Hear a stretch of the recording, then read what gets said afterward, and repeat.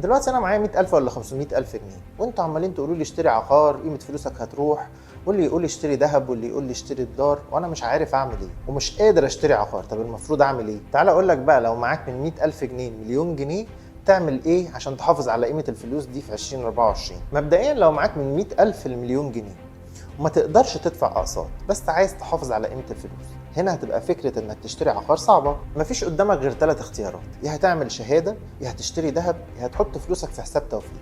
طب ايه الافضل؟ لو حضرتك الفلوس دي مش هتحتاجها دلوقتي او على المدى القريب خالص، يعني مش اقل من سنه وانت طالع، يبقى اشتري ذهب، سواء سبائك صغيره او جنيهات ذهب عشان مصنعيتها قليله. وهنا تقدر تحافظ على قيمه فلوسك على المدى البعيد، لان الذهب كده كده بيزيد على المدى البعيد. لكن لو على المدى القريب خلال كام شهر كده، لا، ممكن يزيد وممكن ينزل. بس الميزه هنا انك لو احتجت فلوس او اتزنقت في اي وقت تقدر تبيع جزء من الذهب وتخلي الباقي. في الحاله الثانيه لو تقدر تجمد فلوس بس محتاج عائد او مبلغ تصرف منه كل شهر، وهنا هتبقى افضل لك الشهاده. وطبعا شهاده ال 23% افضل بكتير من ال 27%، لانك بتاخد الفوائد بتاعتها شهريا مش اخر المده.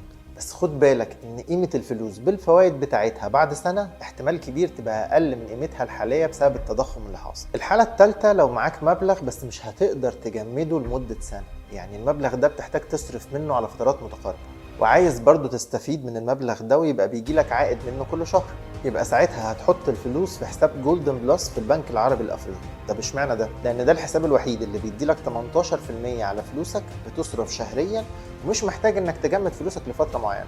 يعني كل ما بيعدي شهر بتاخد فوائد الفلوس عادي، وممكن الشهر الجاي تسحب فلوسك كلها مفيش مشكله.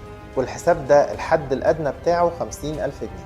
طبعا انا هنا بتكلم لو معاك مبلغ اقل من مليون جنيه او مش هتقدر تدفع اقساط. لكن لو معاك مبلغ اكبر من مليون جنيه او مبلغ اقل من مليون جنيه بس تقدر تدفع قسط كويس، ساعتها العقار هيحقق لك عائد احسن من كل الحاجات اللي فاتت، وده هشرحه لك في فيديو لوحده.